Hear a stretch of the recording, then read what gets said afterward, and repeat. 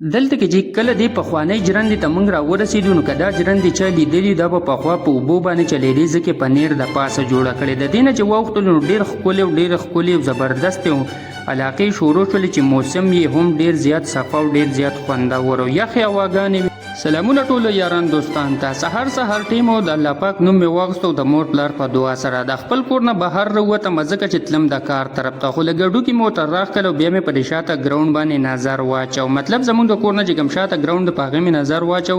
ما ویل چې موسم خو نن خراب دی خو چې زما هغه بل پارټنر راوتی دی او که نه خو تر دې چې هغه نه وراوتی نو ما ویل راشه لږ مخکې لاړ چې هغه ځای کې به ورسره په موړه باندې ښه ښکلی او مزېدار کښېنم ځکه چې موسم ډېر زیات یخ شوی دی ماشاءالله ډېر خوند کوي او ډېر خوندور چې کله هغه په موټرسایکل باندې د خپل کور نه راووتو نو بس زه ورسره ډایرکټ په موټرسایکل باندې راکېناستم ما ویل یاره ته په قلاره قلاره ځه او زه به خپله ویډیو جوړم هغه راته ویل چې یاره ته ځان کلک کمای صحیح ده بېغمه شه نو بس په دې ښکلو مزېدارو علاقو باندې په خوشګوار موسم کې مطلب بېګا باران شوی چې ډېر موسم یې ډېر زیات ښکلی کړی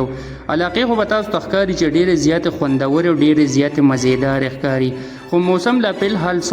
صفا و د خیره سره نور راختو والو بس به د تنګ لارو کوڅو باندې موږ روانو د خپل کار طرف ته په دې لارو باندې به موږ حضور پلونه او بازار نه لږ مخکې ځکه چې موږ به هغه درګۍ طرف ته ځان رسو کوم چې وزیرآباد ورته ویلی شي نو بس هغې ته به ځو د خیر سره کار به شروع کوو خو دلته موږ د دې خښتو باټۍ خواله راولسو کوم چې د غاور کلي د خښتو په باټۍ باندې مشهور دی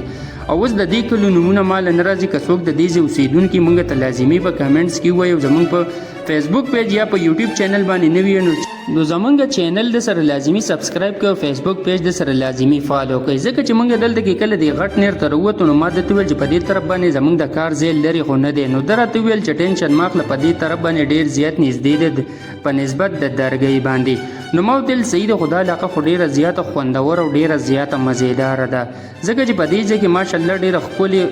علاقې هم وي او موسم هم دومره زیات خوندور و ځکه چې سهار ټیم و یخوالی و نو په موټرسایکل خو چې په یخوالي کې سفر کې تاسو ته ښه پته ده چې ډېر زیات خوند او ډېره زیاته مزه کوي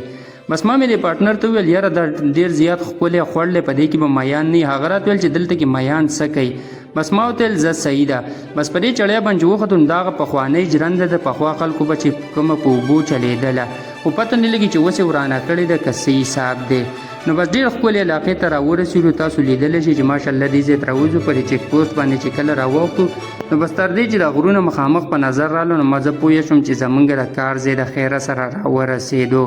نو که تاسو یې نو موږ د خپل کار لارې ته چې کوم دی راتاو شولو زه تاسو ته اوس ښیم چې په دې مخامخ کور کې موږ د خیره سره د رګړایې کار به کوو چې کله کور خوا راورسېدو نو چابي نه وه ګیټ تالو نو بس چې ومې کتل ظهور رامنډې وهلې ویل چابي مې راوړله بس ما مو ته ویل خوله چینګه مه کوو زر ګیټ کولاو که ګنې وجنم دی هغه راته ویل ګیټ مې کولاو کړی دی ویل خپل موټرسایکل ودرو مالک نن ټیلونه هم راوړي ټیلونه والا راغلي دي که نه ما ورته ویل هغوی خو د سر هم نه دي راغلي بس دلته مې په بجلۍ نظر شو بېګا زموږ ځای کې بجلي نه وه د مخ سره موبایل چارج ته کېغوست نو بس ما ویل دلته کې به زه خپل ویلاګز ختم کړم که زموږ په چینل باندې نه وي چینل له سره لازمي سبسکرایب کړئ که دا ویډیو په فیسبوک کې نو فیسبوک پیج د سره فالو کړئ ملاویږو پر اروان ویلاګز کې د الله په امان